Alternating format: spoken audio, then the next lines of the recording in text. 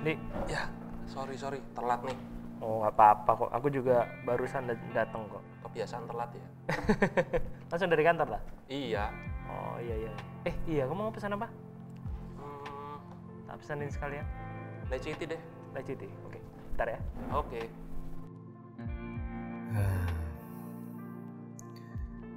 Gak lama umur 26. Gak lama tunangan. Gak lama nikah. Tunangan 100 juta. Nikah 500 juta. 600. Cicilan rumah San. 40. San. 40. San. Oh. Hei. Iya. Apa kamu, San? Kepikiran kok. Pikiran apa? Ya, sekarang kok corona, pandemi, nero, kerjaan sepi, ada yang dirumahkan. Ya, kepikiran tunangan 100 mungkin. Nikah 500. Belum cicilan rumah, DP rumah 35% dari harga rumah. Iya. Oke, bentar tak panggil temanku dulu ya. Iya. Kita duduk sini aja. Ini temanku, San. Iya, Andi namanya. Sani. Oke, kita pesen dulu kali ya. Oh iya, pesen apa? Mau apa? Aku mau macanya yang hot deh. Matcha hot 1, Leciti dinginnya 1. leci dingin 1. Oke, aku buatin ya. Ya. Ya, jadi ini tadi si San itu sempat cerita-cerita kayaknya dia lagi kesusahan gitu. Nah, mungkin nanti kita bisa gali-gali, mungkin kita bisa tolong dia lah ya. Oke.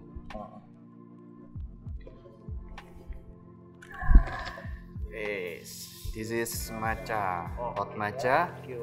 ice lychee tea. Oke. Sip. Thank Iya. you. By the way, tadi kamu menggumamkan apa sih? Kayak kamu kayak galau banget gitu, San? Ya, kepikiran gini sih.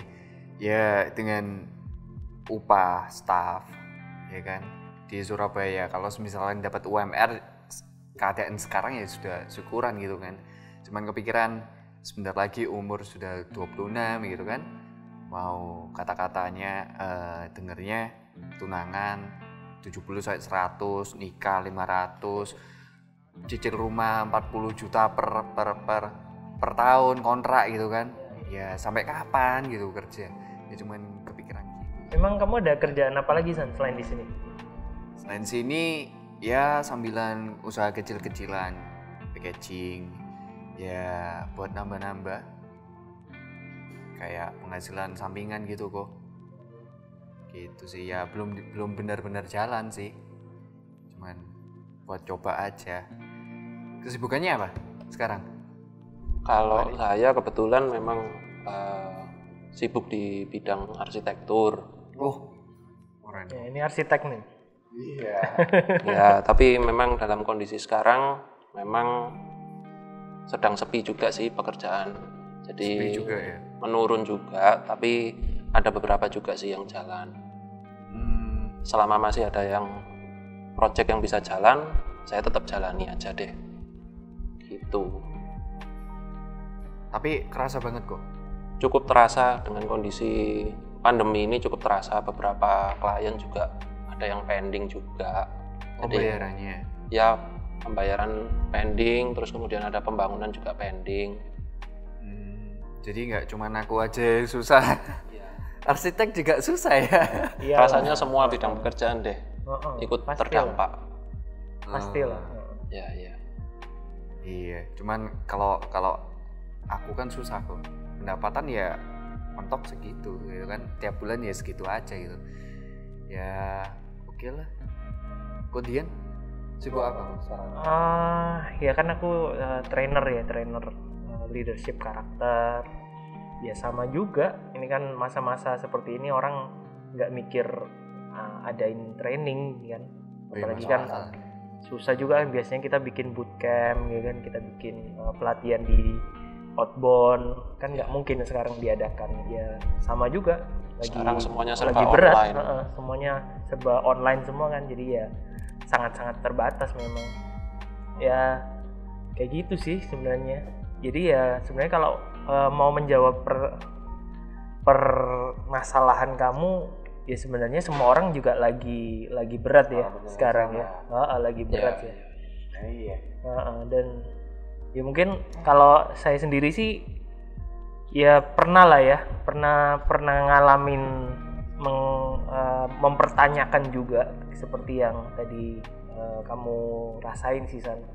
Kayak ini kerja sampai kapan? Nah itu kan kebutuhan naik, gaji tetap kayak gitu kan. Jadi memang itu mungkin kayaknya pertanyaan dari semua orang-orang yang bekerja, terutama yang staff ya. Iya. Orang-orang yang bekerja yang mengalami susahnya kehidupan.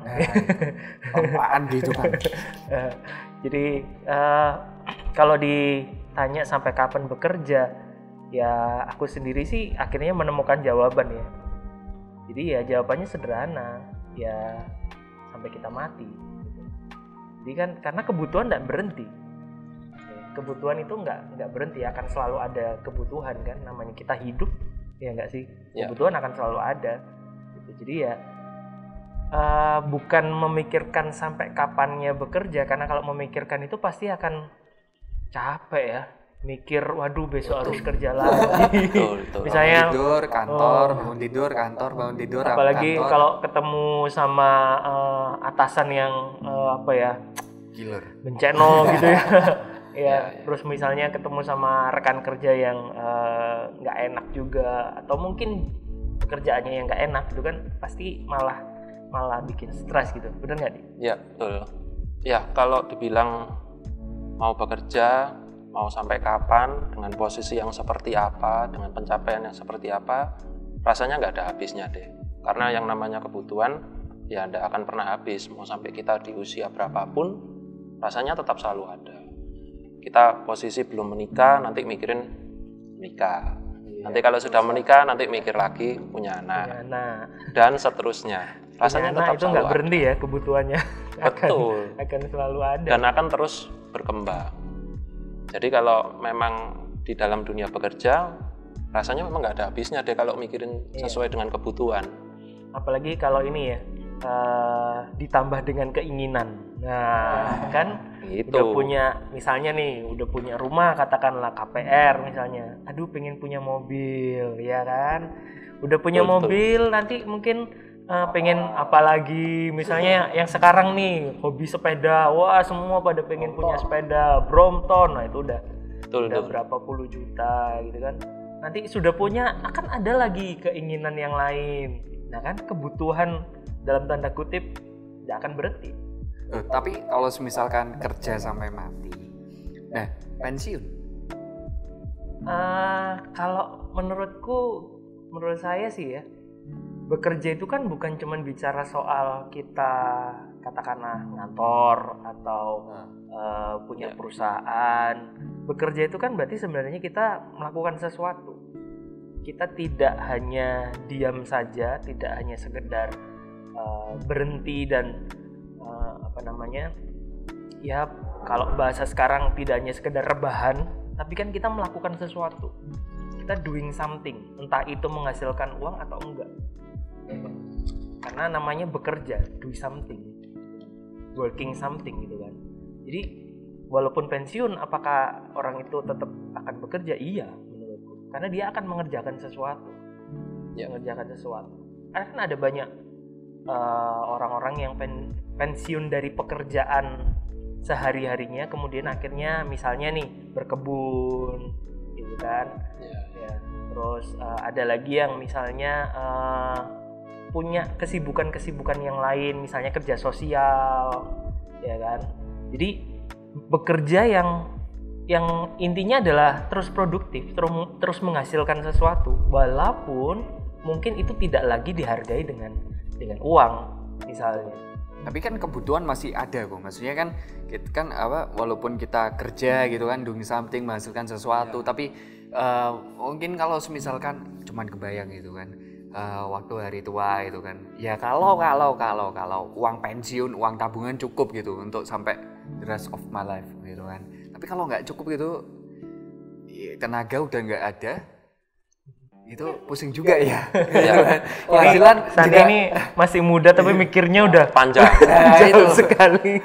Kadang memang kalau dalam dunia kerja kita tidak bisa hanya berpikir mengenai kebutuhan dan keinginan untuk diri sendiri dan kebutuhan-kebutuhan yang lain, nggak bisa hanya berpikir seperti itu. Kadang kita juga harus berpikir sebenarnya esensi dalam dunia bekerja ini seperti apa.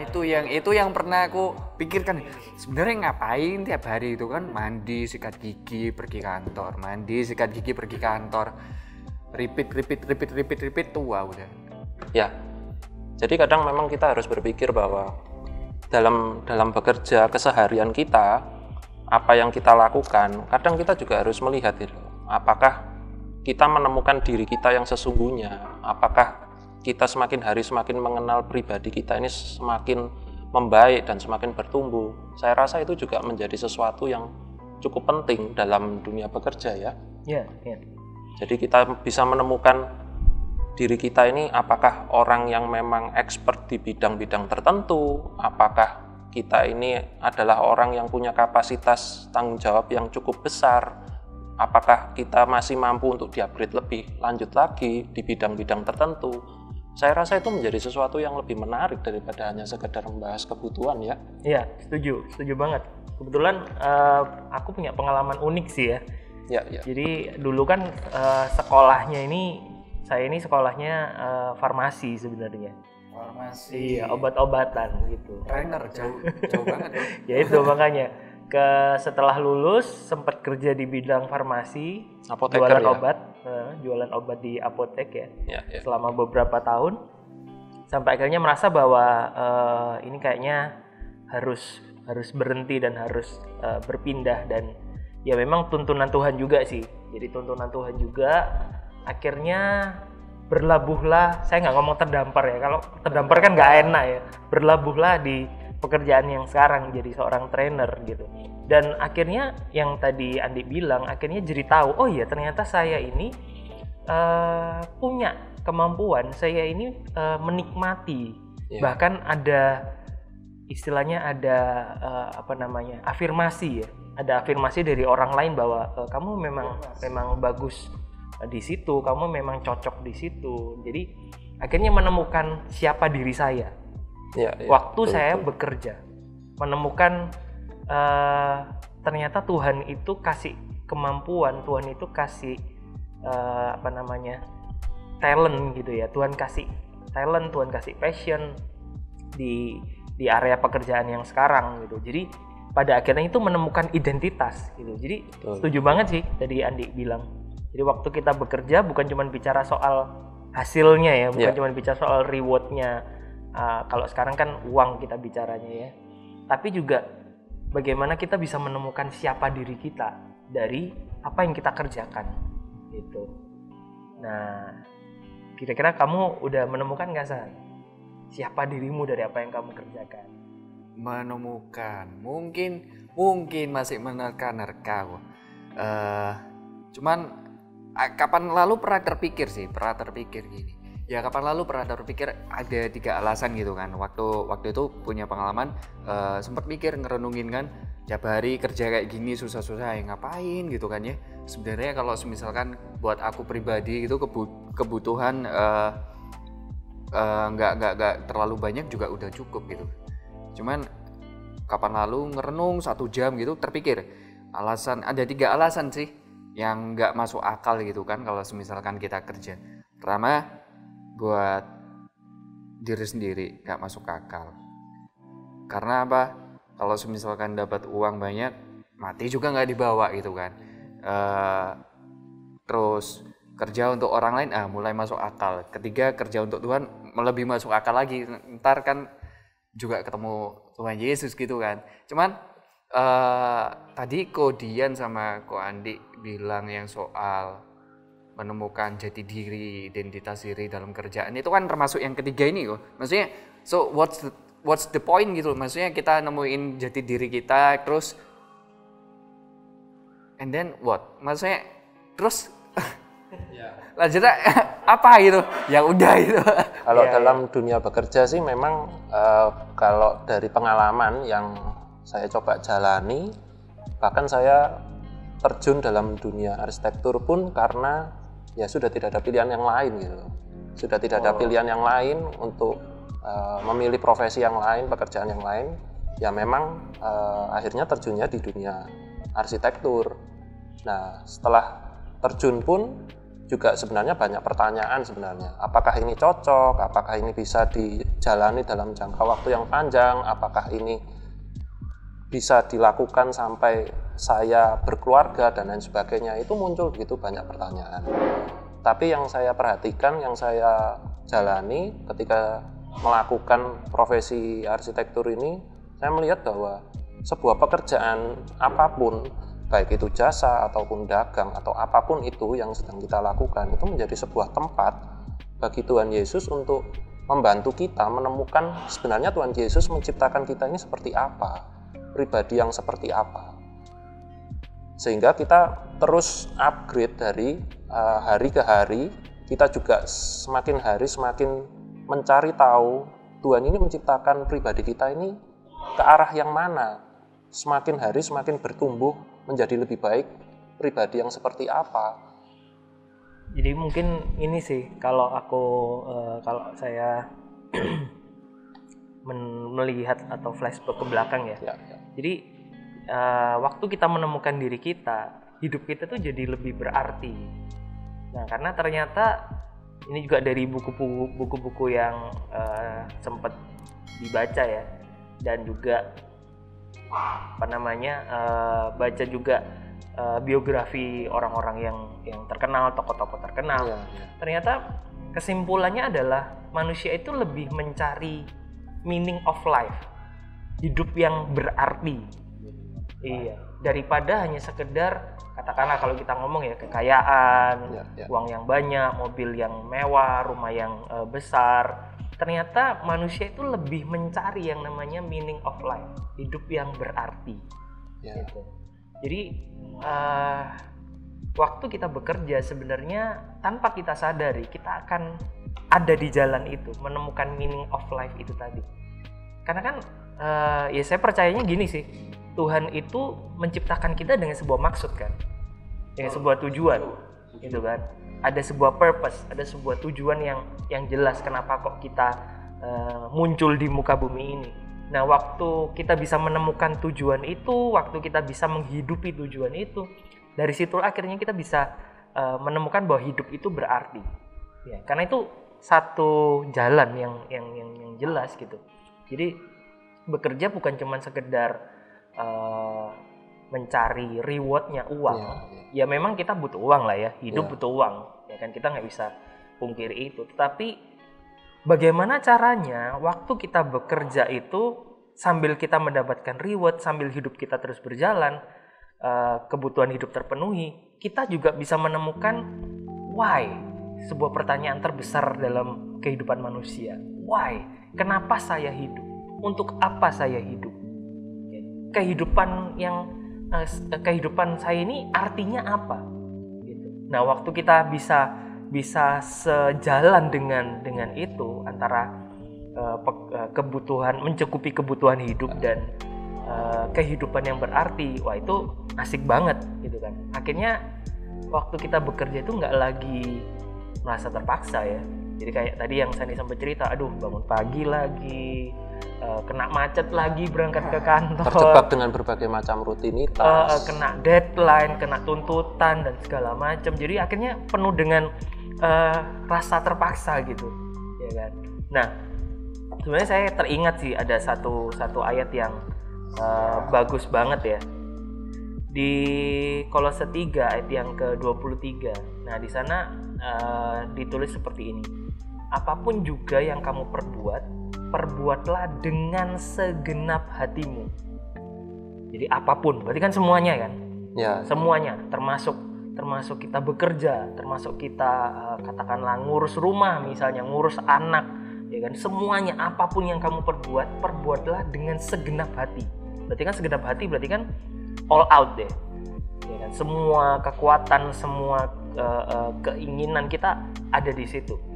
Segenap hatimu seperti untuk Tuhan dan bukan untuk manusia. Artinya berarti kita bisa punya sebuah orientasi bahwa apapun yang saya lakukan ini saya lakukan untuk Tuhan, termasuk bekerja.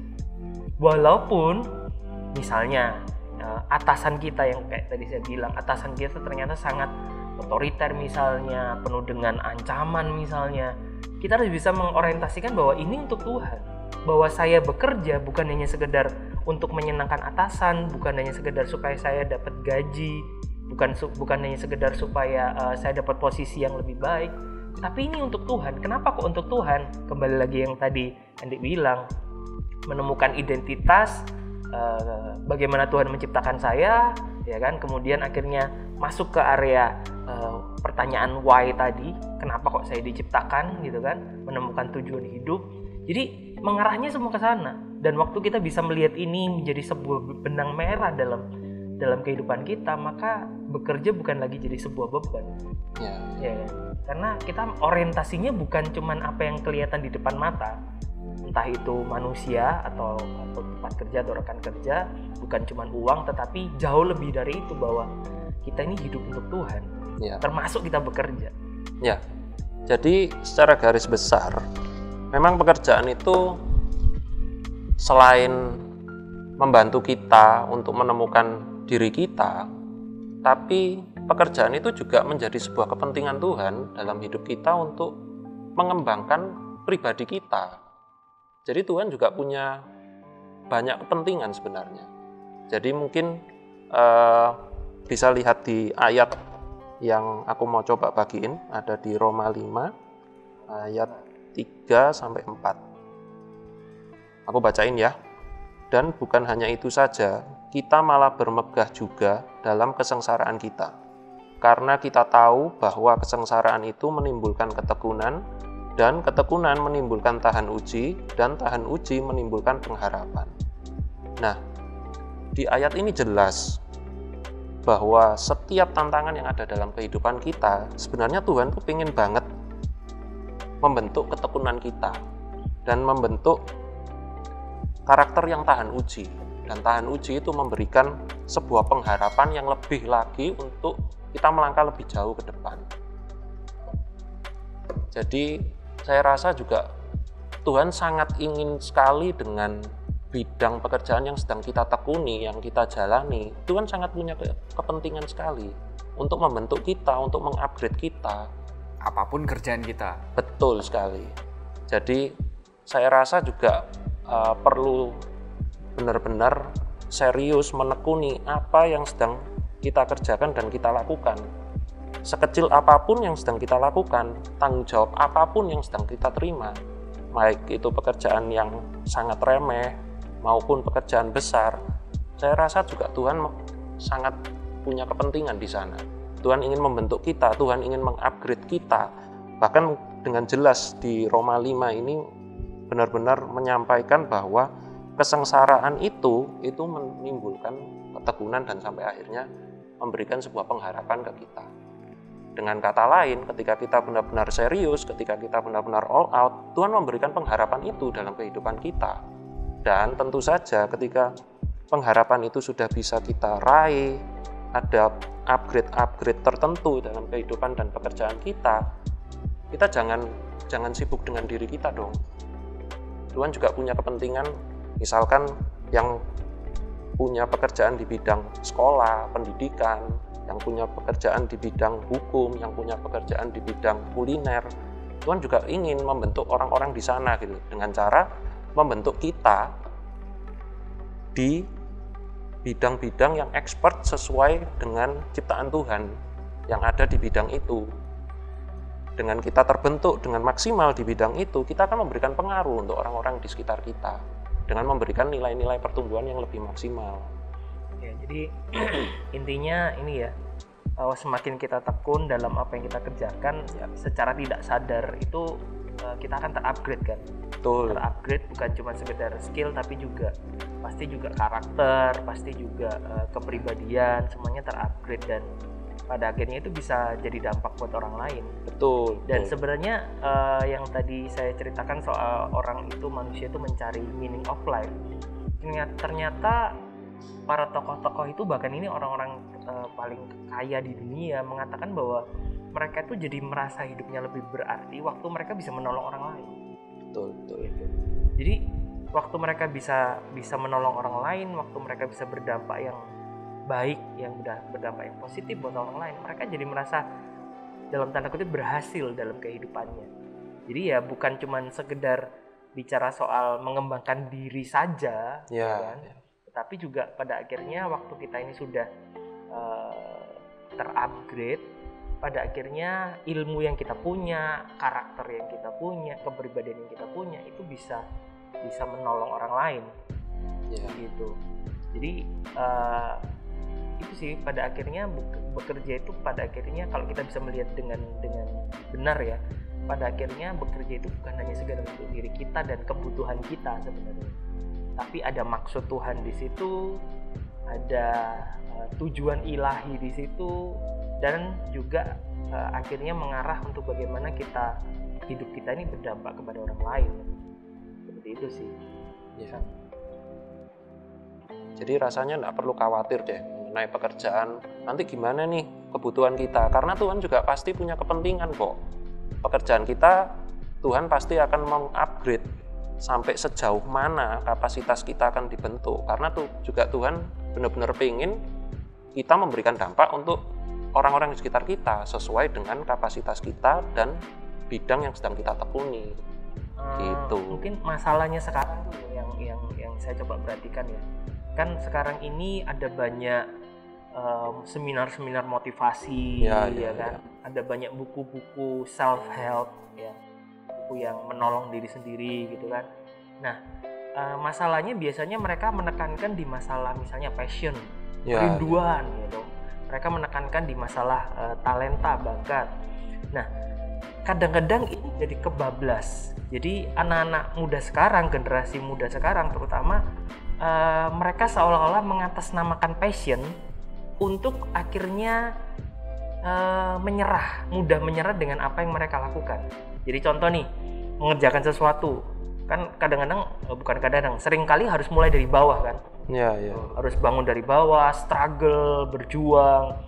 Lalu kemudian karena susah itu, kemudian mereka mencoba memakai passion sebagai alasan bahwa ini kayaknya bukan aku deh, ini kayaknya aku nggak suka, aku nggak suka, ya kan. Jadi akhirnya keluar, cari jalan pintas, keluar dan mencari sesuatu yang lain, mengatasnamakan passion. Padahal yang paling penting di sini bukan hanya itu. Apakah passion penting? Iya, karena bagaimanapun kalau kita melakukan sesuatu yang kita suka itu enak banget gitu kan. Tapi juga yang tadi ayat yang dibahas sama Adi bener banget, kita butuh yang namanya ketekunan. Kita butuh yang namanya resilient. Iya, resilient gitu kan. Kita butuh yang namanya grit. Kenapa? Karena memang hidup itu akan membawa kita kepada tantangan demi tantangan. Iya enggak? Jadi masalah demi masalah. Nah, kalau setiap ada masalah, setiap ada tantangan kita menyerah, kemudian apalagi mengatasnamakan passion, mengatasnamakan kerinduan hati, kemudian kita cari jalan keluar yang mudah ya wes lah, keluar aja gitu. Kena misalnya pekerjaan yang susah atau bos yang susah, yang galak, itu akhirnya wes keluar aja deh, kan ini aku nggak passion gitu. Ya sama misalnya kayak saya tadi, loh kalau dibilang suka nggak dengan dunia obat-obatan, iya nggak juga gitu. Tapi akhirnya saya bertahan di sana selama 7 tahun di bidang itu. Kenapa? Karena ternyata di sana saya belajar yang namanya tekun, belajar yang namanya setia. Lalu kemudian saya belajar banyak karakter-karakter yang lain, misalnya belajar untuk sabar, belajar untuk mengendalikan diri, kan melayani customer kan, melayani konsumen langsung dengan berbagai macam karakternya yang kadang-kadang juga bikin kita emosi gitu kan. Jadi belajar untuk tetap sabar ya. Jadi ternyata selama 7 tahun itu saya belajar sesuatu di sana gitu loh. Nah, setelah saya lulus, ternyata semua pelajaran, semua pengalaman yang tadi saya terima itu berguna sekali gitu. Jadi Jadi apa yang saya alami itu nggak sia-sia. Nah, jadi waktu kita melakukan pekerjaan kita dengan sungguh-sungguh tadi, Tuhan itu akan membuat kok semuanya nggak sia-sia. Kan kita tahu kan Roma 8 ayat 28 kan, bahwa Allah turut bekerja dalam segala sesuatu untuk mendatangkan kebaikan bagi orang-orang yang mengasihi Dia. Berarti kan tugas kita kan itu mengasihi Tuhan, ya kan? Berarti hidup sesuai prinsipnya Tuhan tentunya kan, kesetiaan, ketekunan. Nah, nanti Tuhan akan bekerja mengarahkan hidup kita dengan segala keadaan yang ada, mengarahkan hidup kita untuk pada akhirnya apa? Menyelesaikan apa yang Tuhan mau. Ya, kembali ke sana sebenarnya. Oh. Bentar. Jadi mulai menangkap lah. Jadi kalau salah koreksi ya. Jadi mulai menangkap ini coba aku simpulkan dan aku ada pertanyaan sih sebenarnya at the end. Jadi kerja itu nggak cuman melulu soal mencari memenuhi kebutuhan. Perlu pasti kan, kita pasti perlu makan, perlu sehari-hari. Kedua, dalam kita bekerja kita menemukan meaning of life. Yes. Meaning of life yang dimaksud siapa diri kita, talenta kita di mana. Setelah menemukan, oh saya tempatnya di sini, kerjaan saya yang cocok adalah ini, lalu mengembangkan. Setelah mengembangkan, setelah itu maksimal, expert di bidang itu berdampak buat orang lain. Oke, jadi esensi bekerja ujung-ujungnya untuk orang lain. Untuk Tuhan Dan untuk orang Tuhan lain, ya. Demi kemuliaan Tuhan. Iya betul. Terus aku yang bingung adalah gini sih. In that way, proses yang cukup agak panjang ya dari reward. Oke, kita butuh, tapi bukan yang esensi. Lalu menemukan jati diri kita, mengembangkan untuk orang lain, at the end untuk Tuhan. Nah, sekarang pertanyaannya bagaimana langkah praktisnya kita bisa tahu ini. Oh, ini kerjaan memang saya yang pilih sendiri atau Tuhan yang kasih, atau Tuhan mau latih saya di sini, atau sebenarnya passionku nggak di sini. Berapa lama aku harus stay di sini? Terus ada juga ini teori yang ngomong gini. Salah satu buku yang pernah aku baca ya, buku rohani, penulisnya rohani. Aku pernah baca seperti ini sih. Tuhan tidak mungkin menciptakan kita untuk melakukan sesuatu yang kita tidak suka. Temukan sweet spot Anda. Nah, terus gimana kalau gitu? Maksudnya langkah praktisnya bagaimana? Ya sebenarnya simple sih. Sesuatu yang tadi memang Sani bilang itu panjang dan sepertinya ruwet ya. Sebenarnya langkah praktisnya sederhana banget. Langkah praktisnya adalah mulai dari apa yang ada di tanganmu. Nah, ini nih yang anak muda zaman sekarang sulit nih. Coba kamu inget ini nggak ceritanya Musa waktu ketemu sama Tuhan di Gunung Sinai kan? Kan Musa dikasih misi kan sama Tuhan. Musa, kamu tak kasih misi, bawa orang Israel keluar dari Mesir. Nah, setelah itu kan Musa berdebat dengan Tuhan. Musa bilang, aku ini nggak pinter bicara, aku ini nggak ini bahasa saya, gitu. Aku ini kurang hikmat, dia punya banyak alasan gitu. Dan Tuhan cuma jawab satu, lihat apa yang ada di tanganmu. Tongkat waktu itu Musa bilang, ada tongkat. Ya udah Tuhan bilang, dengan tongkat ini aku akan membuat engkau membawa bangsa Israel keluar dari Mesir. Jadi Tuhan memberikan Musa sebuah misi, tapi juga Tuhan menyediakan toolsnya. Dari apa? Mulai dari apa yang ada di tanganmu. Apa yang ada di yang misalnya kita lihat sekarang dari diri kita apa? Mulai dari yang di situ. Benar nggak, Dik? Betul. Mungkin saya coba menambahkan, kalau tadi Kodian membahas mengenai mulai dari apa yang ada dalam diri kita. Kalau dari pengalaman yang sudah saya coba jalani, mungkin mengenai kesetiaan, mengenai tanggung jawab dari setiap hal yang sedang kita kerjakan, setiap ada perkara kecil, itu juga akan memberikan dampak dan memberikan kesempatan ke kita mengerjakan tanggung jawab yang besar. Kalau saya sih belajarnya dari salah satu tokoh Alkitab, Daud ya. Coba kalau kita lihat Daud mulai dari pekerjaan yang sangat remeh menggembalakan domba Cuman 2-3 ekor lagi ya. Iya, betul. Itu sampai akhirnya dia dituntun mulai dari menggembalakan domba, mulai mengalahkan Goliat, sampai akhirnya menjadi raja bangsa Israel. Coba kalau dia tidak setia dalam perkara kecil untuk menggembalakan domba, mungkin dia kan tidak akan tertuntun menuju perjalanan menjadi raja bangsa Israel ya. Bahkan pengalamannya dia yang menjaga 2-3 ekor domba itu akhirnya dipakai untuk mengalahkan Goliat kan. Betul. Keberanian yang dia punya. Ya kan, karena dia bilang kan aku ini udah biasa ngadepin singa, beruang. Walaupun cuma jaga 2-3 ekor, tapi dari situ dia punya pengalaman pribadi bersama dengan Tuhan bahwa Tuhan itu Allah yang besar. Makanya dia berani ngadepin Goliat kan. Betul. Nangkap. Jadi kadang setia pada perkara kecil itu juga membuat kita ini setia pada perkara besar. Itu juga menuntun kita, membantu kita menemukan siapa diri kita. Salah satu contohnya yang tadi ya, Daud. Itu sampai akhirnya dia menemukan siapa dirinya, dia sebagai raja bangsa Israel hanya berawal dari prinsip setia pada perkara kecil. Seperti Jadi, itu. Langkah praktisnya sih nggak yang terlalu ruwet ya, tapi mulai dari apa yang ada di dalam kita. Karena Tuhan sudah kalau bahasa kerennya investasi. Tuhan sudah kasih investasi sesuatu di dalam diri kita, entah itu kemampuan, kerinduan tertentu. Mulai aja dari situ dan kita setia mengerjakannya. Sambil waktu kita mengerjakan itu kita terus belajar untuk menjaga hubungan dengan Tuhan, peka dengan tuntunan Tuhan. Karena kan tuntunan Tuhan bentuknya bisa macam-macam, ya kan. Jadi dari sana Tuhan akan menolong mengarahkan kita. Memang ada beberapa tools yang bisa dipakai, misalnya kayak ada kuesioner atau misalnya kalau kita punya mentor, kita punya bapak rohani, kita bisa orang-orang yang mengenal kita tentunya ya, kita bisa tanya ke mereka, kita bisa minta pendapat ke mereka supaya mereka bisa bantu untuk mengarahkan kita.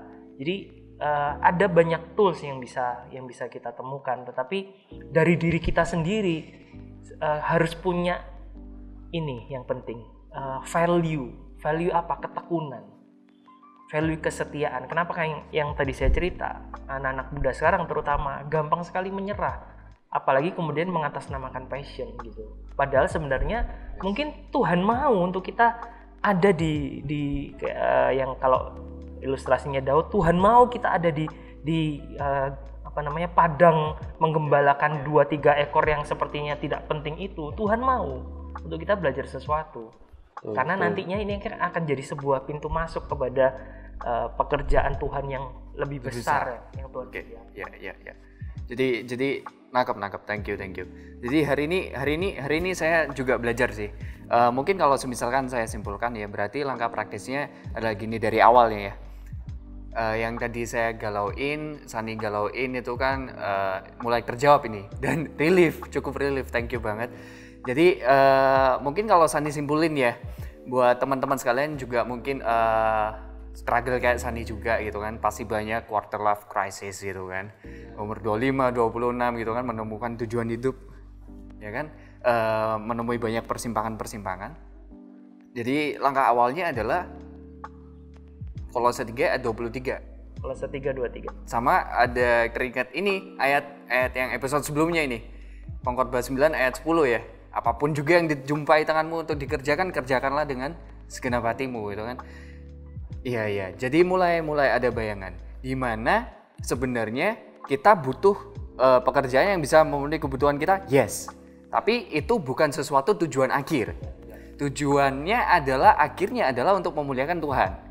Tapi sembari kita bekerja, kita memenuhi kebutuhan kita, dan juga terlepas dari itu kita juga menemukan diri kita, mengenali diri kita.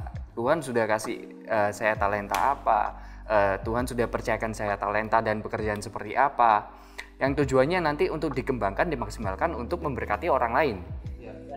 Dengan melayani, memberkati orang lain itu, kita juga memuliakan Tuhan. otomatis gitu kan. Jadi esensi bekerja sebenarnya bukan uangnya, bukan rewardnya. Ya. Mungkin saya mau tambahin sebentar nih San. Saya keinget ayat ini deh. Keinget ayat lagi ya? Iya. Oke. Mazmur 127 ayat yang kedua.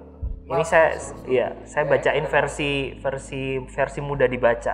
Firman Tuhan bilang gini, adalah membuang-buang waktu, bangun pagi-pagi benar, dan bekerja sampai malam, berusaha demi hidup.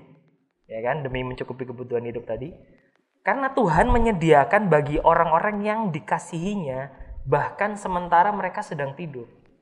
Jadi ternyata Mazmur menulis bahwa sia-sia kalau kita ini sibuk dari pagi sampai malam dengan segala usaha, bekerja keras, hanya demi untuk hidup, hanya demi untuk mencukupi kebutuhan hidup. Karena ternyata Tuhan menyediakan, bahasa yang lainnya Tuhan mengaruniakan. Nah, berarti hasil itu adalah urusannya Tuhan. Betul. Ya, hasil itu urusannya Tuhan. Tujuan bagiannya kita apa? Bekerja dengan sungguh-sungguh, dengan setia gitu. Karena karunia berarti kan Tuhan menyediakan. Ya, bahkan dikatakan disediakan waktu kita ini sedang tidur, waktu kita sedang beristirahat. Jadi artinya jangan sampai kita dikuasai sama kekhawatiran. Butuh ini, butuh itu, nanti akan ada harus membeli ini, membeli itu. Jangan sampai dikuasai oleh kekhawatiran itu gitu. Yang penting kita melakukan bagian kita untuk setia tadi. Berarti ya kita nggak perlu khawatir soal nanti mau tunangan gimana, mau nikah gimana, cicil rumah bagaimana gitu kan.